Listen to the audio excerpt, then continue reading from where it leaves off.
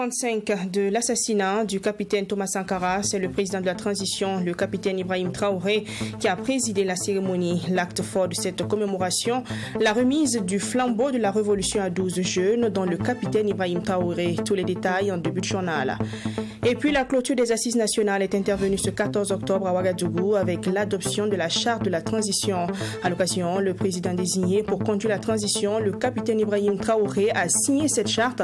Restez avec nous, vous verrez toutes ces images dans ce journal. Enfin, la direction générale de la Citaraï réagit à l'annonce du préavis de grève de 5 jours du syndicat. Une grève annoncée pour le 25 octobre et qui repose sur 9 motifs. La direction de Citaraï juge cette grève illégale et se réserve le droit d'en tirer toutes les conséquences juridiques si elle venait à être mise en œuvre. Détail également dans ce journal. Bonsoir et merci de nous rejoindre. 35e anniversaire de l'assassinat du président Thomas Sankara. Le capitaine Ibrahim Traoré a présidé la cérémonie de commémoration au mémorial Thomas Sankara. Cette cérémonie a été marquée par la transmission du flambeau de la révolution à la jeunesse. Le capitaine Ibrahim Traoré a reçu ce flambeau des mains du colonel à la retraite Pierre Ouédraogo, président du comité international du mémorial Thomas Sankara. En fin d'après-midi du 15 octobre 1987, Thomas Sankara et 6 membres de son conseil de cabinet réunis dans une salle du conseil de l'entente de Ouagadougou ont été assassinés, ainsi que 5 autres personnes. Parmi ses compagnons assassinés figurent entre autres Paulin Bamouni, Bonaventure Comporé, Frédéric Kiemde, Patrick Zagré, Abdoulaye Gouem. Après 34 ans de veille, de lutte et d'attente, le procès du capitaine Thomas Sankara et ses compagnons s'est ouvert le 11 octobre 2021 à Ouagadougou. Pendant 6 mois d'audience, le dossier Thomas Sankara a finalement connu son dénouement le 6 avril dernier. Le verdict est tombé. Blaise Comporé, Gilbert Diendjéré et Yassine Kafando, principaux accusés, poursuivis entre autres pour attentat à la sûreté de l'État, complicité d'assassinat recel de cadavres, ont écopé chacun de la condamnation à la prison à vie. La victoire pour la famille Sankara après le long feuilleton judiciaire de l'affaire Thomas Sankara et ses 12 compagnons. Le verdict est certes bon à prendre, mais avec l'absence de Blaise Comporé en exil en Côte d'Ivoire depuis 2014 et de Yassine Kafando en fuite depuis 2016, la famille Sankara reste toujours sur sa soif de la vérité. Pour les membres de la famille, toute la vérité n'a pas encore été dite. 14 personnes sont inculpées dans l'affaire Thomas Sankara. Environ 60 témoins ont été appelés à la barre. En rappel, ce 15 octobre 2022 marque le premier anniversaire de la mort de Thomas Sankara après le jugement du dossier. Voilà, vous venez plutôt de suivre un élément sur le rappel des événements du 15 octobre 1987. On se rappelle que Thomas Sankara, président du Burkina Faso d'alors, tombait sous les balles assassines d'un commando au siège du Conseil de l'entente à Ouagadougou. Et avec lui, une vingtaine de personnes ont perdu la vie. 35 ans après les faits, le verdict est tombé le 6 avril 2022. Et à l'occasion de cette célébration, nous avons rencontré l'avocat de l'ancien président Thomas Sankara de la famille. Et pour cette première commémoration après le procès du dossier, c'est un sentiment de soulagement qui anime l'avocat de la famille. Il est revenu sur le complot des pays comme la France et la Côte d'Ivoire. On l'écoute. Le 6 avril dernier, le tribunal militaire a rendu le verdict de l'affaire Thomas Sankara et ses compagnons. Le dénouement de ce volet interne est une victoire d'étape pour l'avocat de la famille Sankara, surtout après plus de 30 ans de lutte. À l'occasion de cette première commémoration de l'assassinat de Thomas Sankara après le procès, c'est un sentiment de soulagement qui anime l'un des avocats de la famille, maître Benewende Stanislas Sankara. Occasion pour lui de rappeler un autre volet du dossier, le complot qui implique des pays comme la Côte d'Ivoire, le Togo, la Libye et la France. Sur ce point, l'avocat de la famille Sankara explique pourquoi l'affaire n'a toujours pas connu de dénouement sur le plan international. Ce complot fait l'objet d'une ordonnance d'instruction à part entière qui est encore intacte.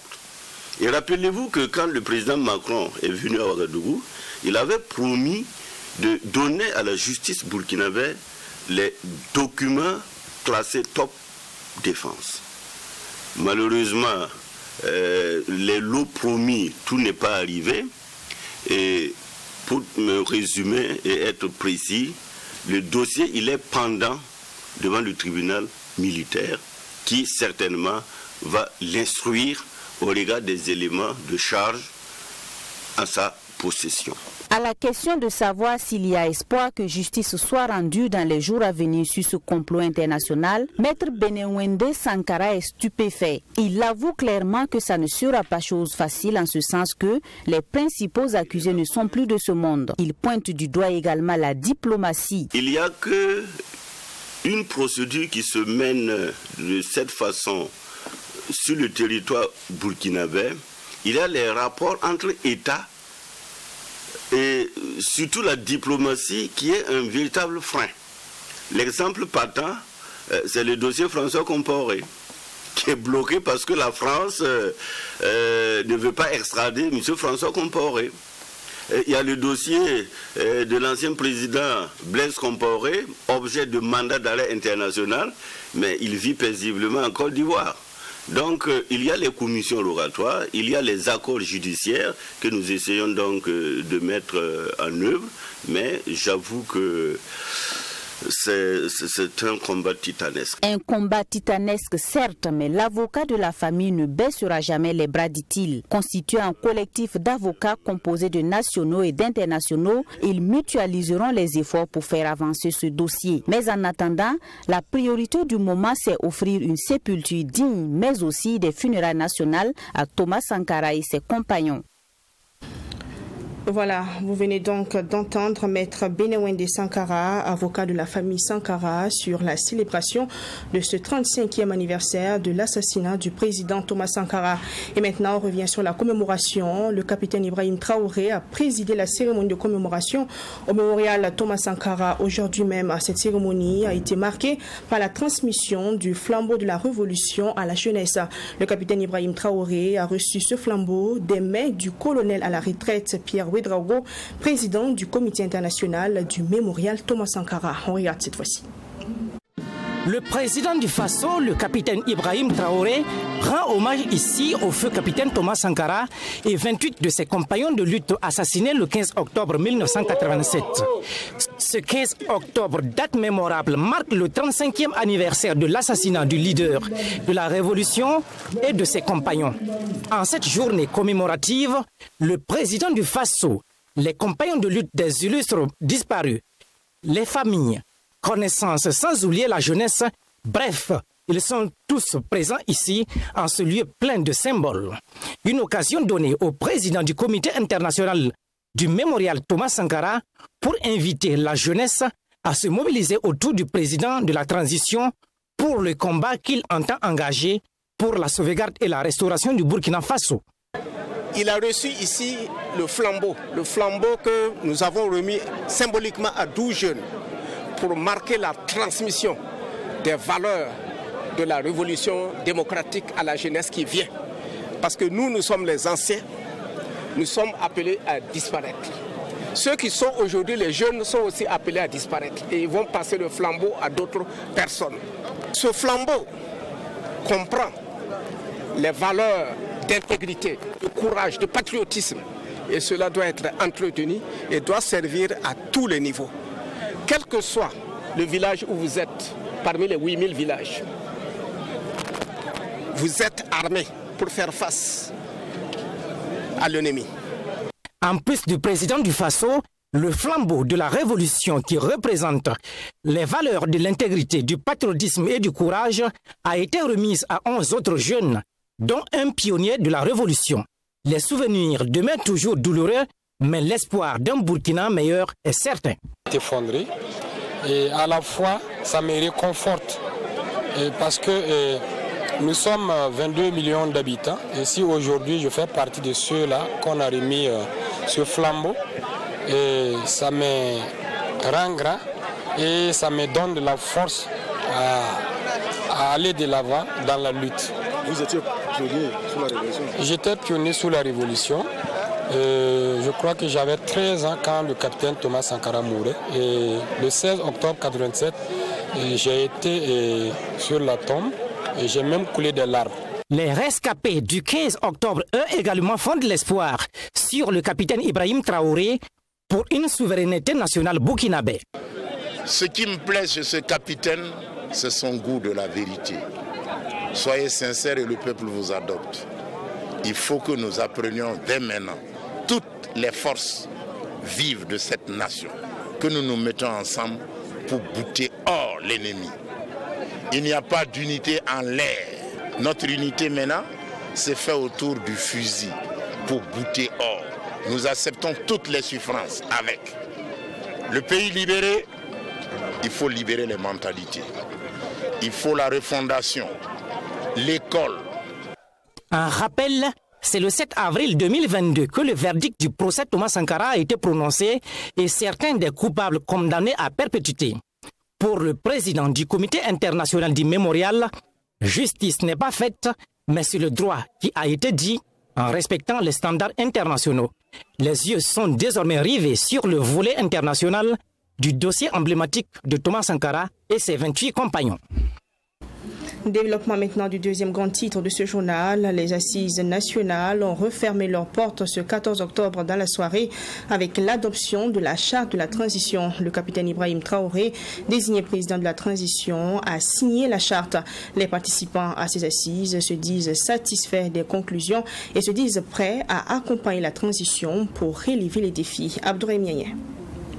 C'est à 22h30 que le capitaine Ibrahim Traoré appose sa signature sur le document de la charte de la transition qui a fait l'objet de discussions et d'amendements durant toute la journée du 14 octobre 2022.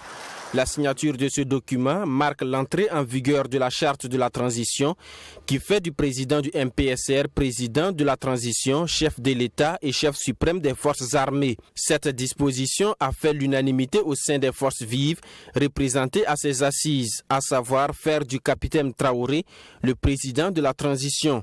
Nombreux voient en lui l'homme capable de fédérer les efforts pour lutter efficacement contre l'insécurité. En tout cas, moi, de mon point de vue, et nous, globalement, au niveau de des partis de l'ex-majorité, nous considérons que les objectifs ont été largement atteints.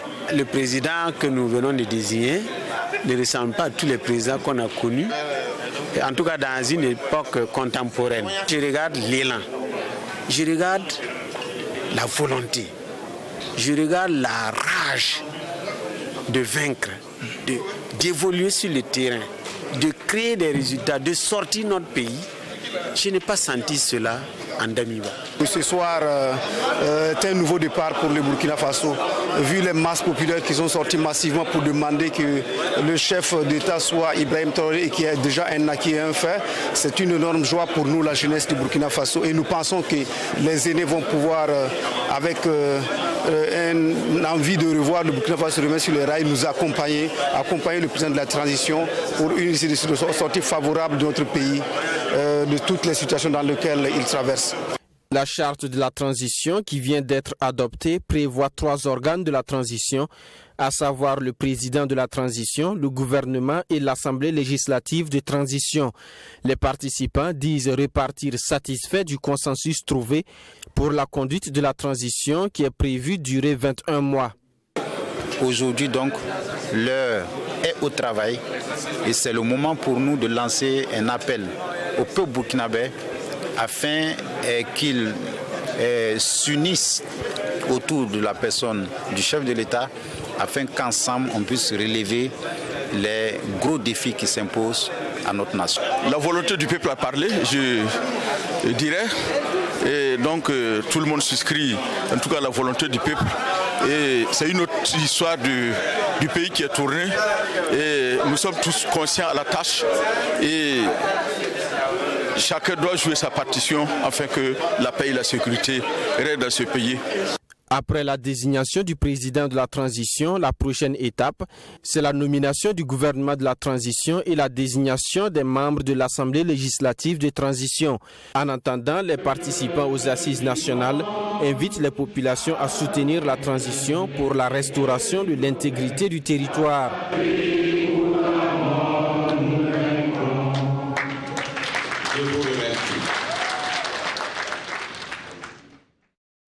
Et puis, vous avez eu droit à une émission spéciale sur la télévision Truth TV à mi-journée qui portait sur les conclusions des assises nationales.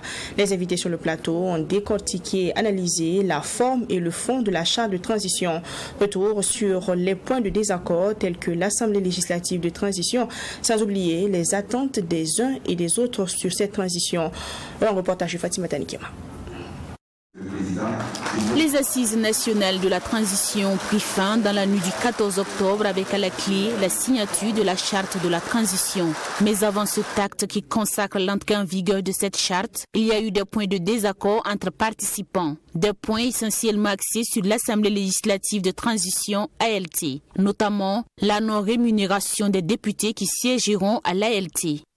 Imaginez un soudeur qui est là, qui laisse son travail depuis Bobo et il vient à l'ALT.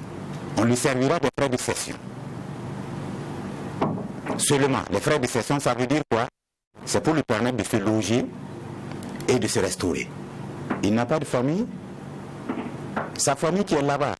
Et le texte nous dit, la charte nous dit qu'ils sont en session permanente dès leur entrée en fonction. Ça veut dire tous les jours, en principe, ils sont là pour un travail. Un travail qui n'est pas rémunéré. Vous pensez que ça peut aller? Pour les représentants du Centre de gouvernance démocratique CGD et du cadre de concertation du Front patriotique, la gratuité des mandats est possible, surtout si la composante de cette prochaine ALT est bien choisie. Mais à l'intérieur de la composante là, on a voulu que ce soit vraiment des personnes spécialisées des questions et que ça soit même des détachements. Voilà, si on a besoin sur une question bien donnée sur la santé, on peut par exemple détacher un médecin qui est là-bas, qui prend et qui continue de prendre son salaire. Il a évoqué d'autres questions pour des personnes qui sont dans l'informel et tout ça. La prise en charge de la session là va prendre en compte l'hébergement, le carburant et tout en fait. Voilà, c'est pour donner un message. Et en contrepartie, il y a un petit piège derrière. Parce que s'il y a gratuité de mandat pour les députés, il faut également qu'au niveau du gouvernement, il y ait quand même un retour. Il ne suffit pas de faire une réalité et vouloir que cette assemblée-là puisse fonctionner comme si on était dans une situation normale. Non, je n'épouse pas cette vision. Et c'est ce qu'il vient de dire tantôt. Moi, au-delà des membres de l'ALT, il faut que les ministres même chassent que leur mandat doit être un mandat de gratuité. Tu es ancien, on te nomme ministre, tu dois venir exercer et ne vivre que de ton salaire d'ancien. La rémunération des mandats n'est pas le seul point de discorde. Il y a également le nombre de députés à l'ALT. Toute entité professionnelle a droit à être représentée dedans. Quelle est la particularité de ces forces de défense et de sécurité pour qu'ils aient à occuper 16 places dans une assemblée où on estime que c'est la non-appropriation des préoccupations populaires qui nous amène à cette instabilité. Et je voulais souligner au passage que le rôle de ces entités, ce n'est pas de venir faire de la politique. Quoi qu'on dise, la charte de la transition est déjà adoptée et il ne reste que la mise en place des institutions de la transition. Et pour réussir cette transition, il faut entre autres une réconciliation au sein de l'armée, susciter un engouement populaire dans la lutte contre le terrorisme, la création d'activités génératrices de revenus au profit des personnes déplacées internes et une sincérité dans la gouvernance. C'est du moins ce qu'a laissé entendre les invités de l'émission spéciale sur le plateau de Truth TV. Bonjour et merci. Le comité CGTB de la Société internationale de transport africain Paraï Citaraï avait adressé une correspondance le 3 octobre dernier au DG de la Citaraï à Abidjan. Cette correspondance annonçait un préavis de grève de 5 jours à compter du 25 octobre 2022 qui reposait sur 9 motifs. La direction générale, après réception, ne se reconnaît pas dans les revendications et qualifie la grève d'illégale. Joseph Koutko. Par courrier reçu le 5 octobre dernier, la CGTB Citaraï a transmis à la Direction générale un préavis de grève de 120 heures à compter du 25 octobre 2022, reposant sur 9 motifs. La Direction générale dit être surprise de cette démarche qu'elle considère inopportune et regrettable. Le Code du travail, en ses articles 367 et suivants, prévoit impérativement une procédure de résolution des différents collectifs, comme c'est le cas d'espèce. Et l'article 388 du même Code du travail précise que tout lock-out ou toute grève avant épuisement des procédures de conciliation et d'arbitrage fixées par la présente loi est interdit. Par conséquent, cette grève annoncée est illégale et Sitaraï se réserve le droit d'en tirer toutes les conséquences juridiques si elle venait à être mise en œuvre. La direction a aussi ajouté que les motifs invoqués par la CGTB Sitaraï sont non fondés.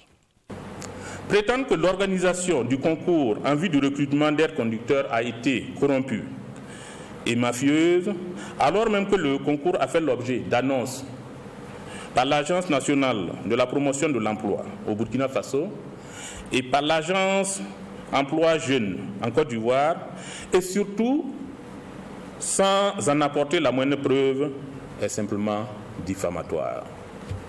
Les motifs tirés de la conclusion des contrats à durée déterminée avec les travailleurs admis à la retraite, de la fermeture de certaines gares, de l'arrêt du train voyageur consécutif aux mesures étatiques faisant suite à la pandémie de la Covid-19 et à la fermeture de la frontière sont une entrave au pouvoir de direction et d'organisation de l'entreprise reconnue à l'employeur par la législation du travail.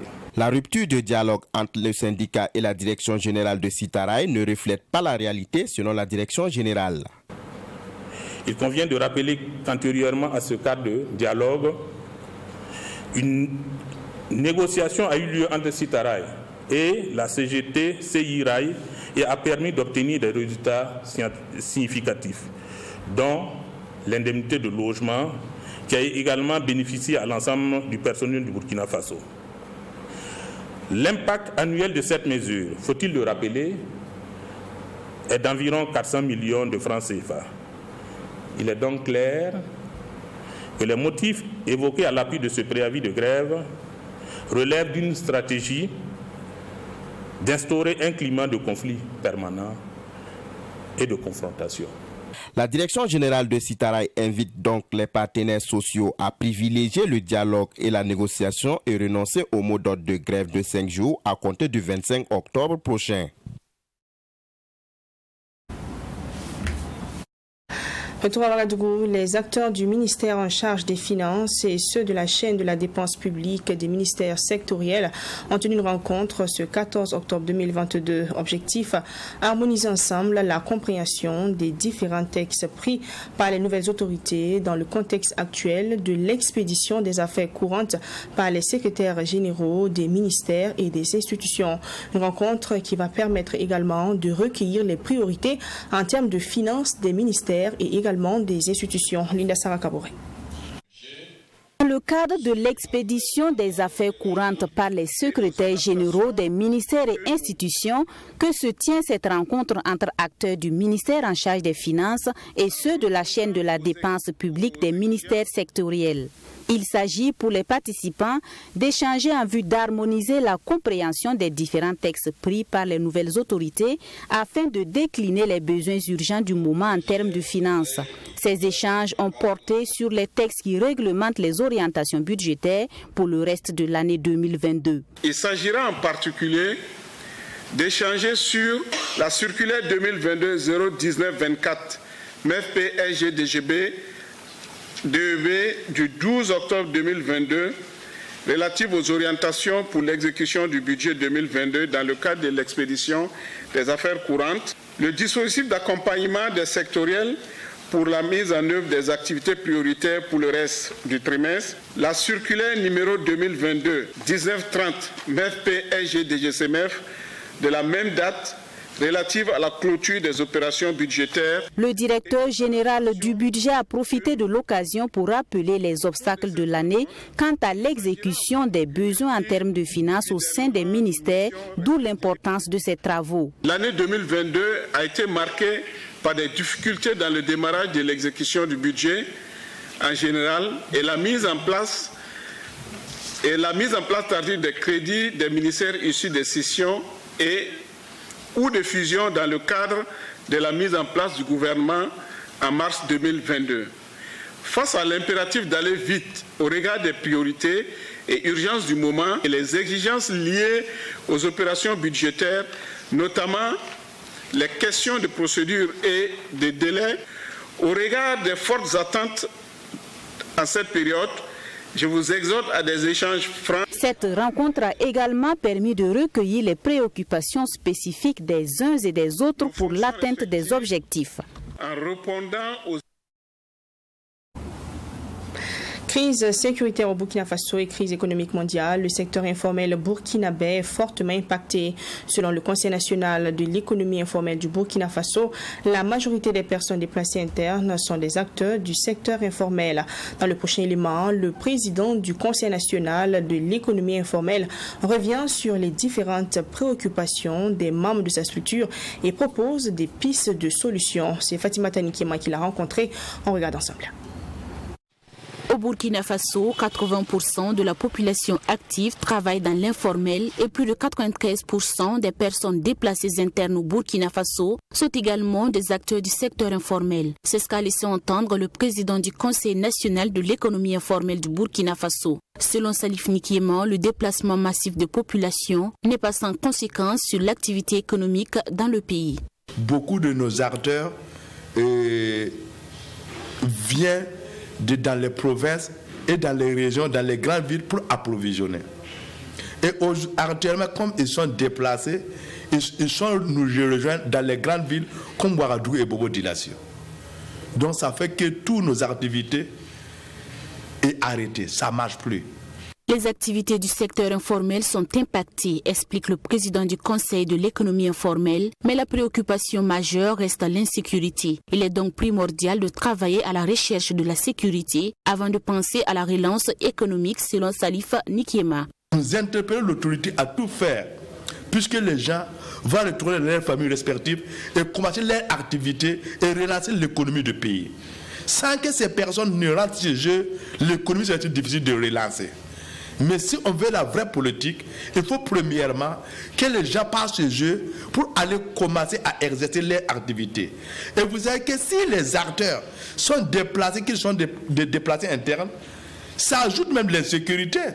Parce qu'un homme qui n'est pas épanoui de lui-même va s'injecter dans le mauvais. Et pour ne pas que ces personnes tombent dans le grand banditisme et pour pallier les difficultés actuelles, le Conseil de l'économie informelle propose des pistes de solutions. Pour s'en sortir, il faut qu'on crée des projets uniquement avec les acteurs de l'économie informelle de tout l'étendue du territoire. Essayer de travailler des projets de relance économique et révolutionner notre système et changer notre manière de faire. En plus de la crise sécuritaire, la guerre russo-ukrainienne impacte aussi très négativement les activités du secteur informel au Burkina Faso, surtout avec l'augmentation du prix des hydrocarbures. Et comme le carburant est cher, tout le transport mondial est augmenté. Le dollar est augmenté. Donc ça fait que le produit, dans les boutiques, dans les marchés, les produits sont augmentés. Donc, c'est ça qui fait que la vie, les gens disent que la vie est chère. Et c'est vraiment sincèrement cher. C'est ça que nous interpellons nos autorités à appuyer la consommation locale. Appuyer la consommation locale à travers des projets de développement durable. Selon le président du Conseil national de l'économie informelle, c'est possible s'il y a une volonté politique affichée des dirigeants. La direction régionale de la Lounabé de l'Est, fidèle à sa tradition, a procédé ce vendredi 14 octobre à une remise de matériel médico-technique au centre hospitalier régional de Fadangoma. Ce sont plus de 90 unités de différents matériels qui ont été offerts à cette structure sanitaire. L'objectif étant de renforcer le plateau technique, mais aussi de répondre aux besoins de traitement de la population de la dite localité. Alexis Wenkouni Belem-Naba. Ce sont plus de 90 unités de différents matériels médico-techniques qui sont offerts ici au centre hospitalier régional de Fadangourma par la direction régionale de l'Est de la Lounabé. Ce lot de matériel est composé entre autres d'appareils ECG complets, d'appareils d'échographie, d'aspirateurs médicaux électriques et de doppels fœtales. Un acte qui vient matérialiser la solidarité de la LONAB à l'endroit de la population de l'Est au regard du contexte sécuritaire national difficile, mais aussi de mieux renforcer le plateau technique de ces services sanitaires pour faciliter les travaux des agents de santé.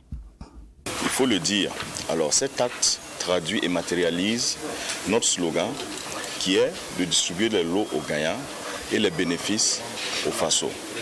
Donc l'objectif principal de ce don, c'était de répondre aux préoccupations des populations et nous souhaitons que ce matériel qui a été donné ce matin soit bien utilisé à bon escient. La région de l'Est est la plus grande région en termes de superficie au Burkina Faso. Le centre hospitalier de Fada est la seule grande structure sanitaire de la dite région. Elle a 6 districts sanitaires avec un faible plateau technique pour la prise en charge des malades qui sont référés parfois dans ce pôle technique de santé. Nécessité s'imposait donc de renforcer ce CHR en matériel médico-technique au regard des missions assignées aux agents de santé. Quand le plateau technique au niveau des formations sanitaires périphériques, au niveau des CM et des CMA, n'arrive pas véritablement à prendre en charge les patients, ces patients-là sont référés à notre niveau. Alors si vous imaginez que nous, on n'a pas un plateau technique assez relevé, assez adapté, ça devient compliqué et il faut davantage renvoyer ces malades-là vers l'échelon supérieur qui est le centre hospitalier régional, les centres hospitaliers universitaires qui sont à Ouagadougou. Donc ça vient en tout cas, comme je l'ai dit, soulager davantage et le personnel du CHR et les populations dont nous avons la charge au niveau de la région. En rappel, le 21 août dernier, ce centre hospitalier régional a été victime d'un incendie dont le bâtiment central de la pharmacie est parti en fumée avec un important lot de médicaments. Ce service sanitaire peine à trouver un local de stockage de leurs produits. Au niveau du service pédiatrique, un chantier a été abandonné par manque de moyens. L'autre difficulté, c'est l'insuffisance de blocs opératoires. Ce centre dispose d'un bloc opératoire avec 2 salles d'opération. Pourtant, la demande en chirurgie est forte selon son premier responsable. Ce sont des urgences qui impactent négativement les soins des patients, a-t-il ajouté. Fin de ce journal, merci de l'avoir suivi. On se retrouve la semaine prochaine pour de nouvelles éditions. Portez-vous bien et très bon week-end à toutes et à tous. Bonsoir.